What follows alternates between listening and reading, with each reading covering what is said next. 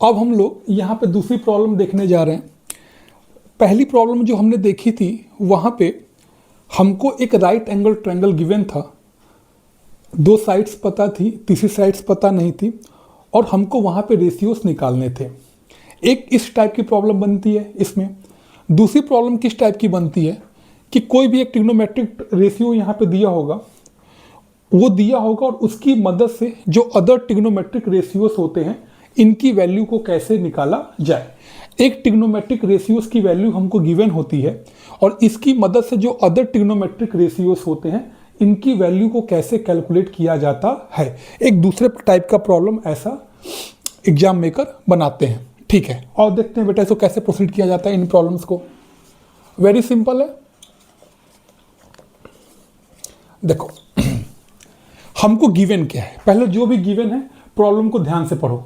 हमको क्या गिवन है कि जो 15 cot A है, 15 cot A है, इसकी वैल्यू 8 के क्या है बेटा, इसकी वैल्यू 8 के क्या है बेटा, बराबर है। 15 cot A है, इसकी वैल्यू 8 के क्या है बेटा, बराबर है। तो अगर मैं यहाँ से cot A को देखूँ तो cot A की वैल्यू बताओ किसके इक्वल हो जाएगी बेटा, 8/15 के इक्वल आ जाएगी। cot A की वैल्यू किससे इक्वल आ जाएगी, ये 15 मल्टीप्लीकेशन में, इक्वल के उधर जाएगा तो किससे इक्वल आ जाएगा बेटा, डिवाइड के इक्वल आ जाएगा।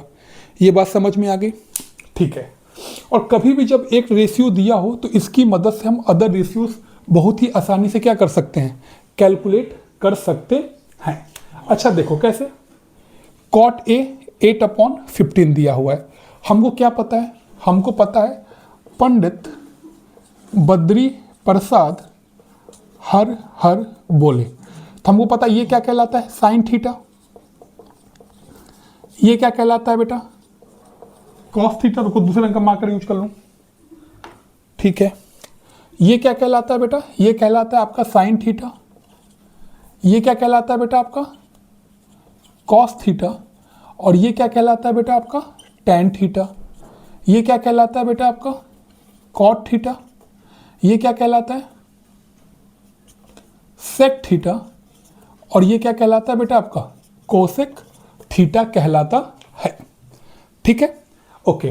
तो cot ऑफ ए मतलब जो भी एंगल दिया 8/15, मतलब cot थीटा क्या कहलाता है बेटा, बेस अपॉन परपेंडिकुलर। क्या दिया है बेटा हमको, बेस अपॉन परपेंडिकुलर की वैल्यू हमको दी हुई है कि बेस 8 है और परपेंडिकुलर क्या, बेस अपॉन परपेंडिकुलर का जो रेशियो है वो 8/15 है।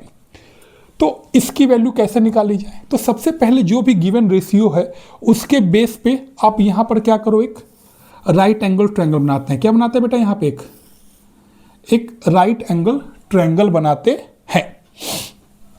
Late this triangle is what, A B and what C. हमने मान लिया कि राइट एंगल एट बी है। ठीक है, हमें कौन सा एंगल गिवन है, एंगल ए गिवन है, तो ये हमारा एंगल ए हो गया।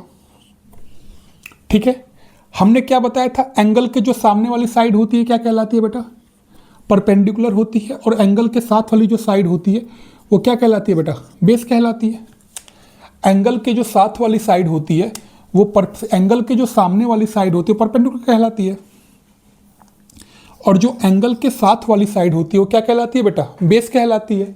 और ये क्या कहलाती है, जो उन दोनों को जोड़ रही है स्लैंट लाइन, ये हाइपोटेनियस कहलाती है। प्रॉब्लम में देखो बेस कितना दिया हुआ है हमको, 8 दिया हुआ है। बेस कितना दिया बेटा, 8 दिया हुआ है। या इसको अच्छे से लिख लेता हूँ, बी से कन्फ्यूजन हो रही है। बेस कितना दिया बेटा, 8 दिया हुआ है। परपेंडिकुलर कितना दिया बेटा, 15 दिया हुआ है। कितना दिया है परपेंडिकुलर, 15 दिया हुआ है। तो सबसे पहले हम लोग क्या करेंगे, हमें वैल्यू किसकी चाहिए, हमें वैल्यू चाहिए साइन ए की। और साइन ए क्या होता है बेटा, परपेंडिकुलर अपॉन हाइपोटेनियस होता है। क्या होता है, परपेंडिकुलर अपॉन हाइपोटेनियस होता है। परपेंडिकुलर की वैल्यू बताओ कितनी दी हुई है, 15 अपॉन हाइपोटेनियस हमको नहीं पता है।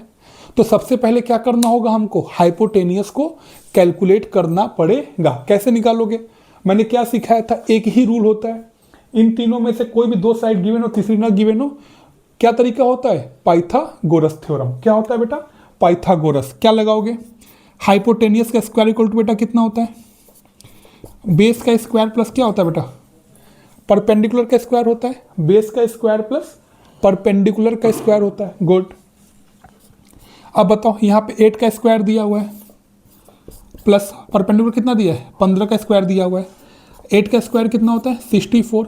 15 का स्क्वायर कितना होता है, 225 होता है। ठीक है। अब बता दो h का स्क्वायर, तो यहाँ से h का स्क्वायर कितना हो जाएगा, 5 6 2 8 289। ठीक है। सो व्हाट इज हाइपोटेनियस, यहाँ पे कितना हो जाएगा, स्क्वायर रूट ऑफ कितना आ जाएगा, 289, that is equal to what, 17। कितना आ गया बेटा, 17। 289 का स्क्वायर रूट कितना होता है बेटा, 17 होता है। 218, देखो कहीं पर भी ऐसे लिखा हो h स्क्वायर इक्वल 289, तो h की वैल्यू कैसे निकालते हैं, इसका लगा, जो भी नंबर यहाँ पे लगाते हैं उसका लगाते हैं स्क्वायर रूट और फिर इसका स्क्वायर रूट निकाल लेते हैं। कितनी वैल्यू आएगी बेटा, 289 का स्क्वायर रूट होता है 17। ठीक है। तो हाइपोटेनियस कितना आ गया बेटा हमारा यहाँ पे, 17 आ गया। क्वेश्चन क्रैक हो गया हमारा। अब फट से बता दो, 15 अपॉन हाइपोटेनियस होता है, हाइपोटेनियस कितना है, 17। आंसर आ गया। दूसरा आपसे क्या पूछा है बेटा, सेक ए पूछा है। सेक ए कैसे निकालोगे आप, हाउ यू कैलकुलेट दिस सेक ए। सेक ए क्या होता है मुझे बता दो। सेक यहाँ पे होता है हाइपोटेनियस अपॉन क्या होता है बेटा, बेस होता है। हाइपोटेनियस अपॉन क्या होता है बेटा, बेस होता है। हाइपोटेनियस बताओ कितना है इस केस में, 17 अपॉन बेस कितना है, 8। तो this will be your answer. बात समझ में आ रही है, हाइपोटेनियस अपॉन बेस होता है। हाइपोटेनियस कितना है बेटा आपका इस केस में, 17 अपॉन बेस कितना है, 8। तो 17 अपॉन कितना हो गया, 8 हो गया। समझ में आया। हमको एक ट्रिग्नोमेट्रिक रेशियोस दिया था, 2 निकालने थे। तो क्या होता है, जो भी ट्रिग्नोमेट्रिक रेशियोस आपको गिवन होता है उसकी मदद से आप राइट एंगल ट्रायंगल बना करके तीनों साइड्स को क्या करिए, फाइंड आउट कर लीजिए। उसके बाद जो भी ट्रिग्नोमेट्रिक रेशियोस आपसे पूछेगा आप उसको आसानी से इस फॉर्मूले के साथ में, जो रेशियो है, ट्रिक है हमारे पास में, आप आसानी से जो बचे हुए ट्रिग्नोमेट्रिक रेशियोस हैं उसे क्या कर सकते हैं, कैलकुलेट कर सकते हैं। जो बाकी इसके बाद आप एनसीईआरटी की प्रॉब्लम नंबर 4 थी ये। ठीक है। और इस तरीके से जो बचे हुए प्रॉब्लम्स है आप उसको सॉल्व करिए। जो नहीं आ रहा है कमेंट सेक्शन में आप हमसे पूछ लीजिए। हाँ, अगला जो वीडियो हम बनाने जाएंगे इस पे, उसमें हम लोग ट्रिग्नोमेट्रिक एंगल्स को डिस्कस करेंगे। ठीक है। Okay, thank you.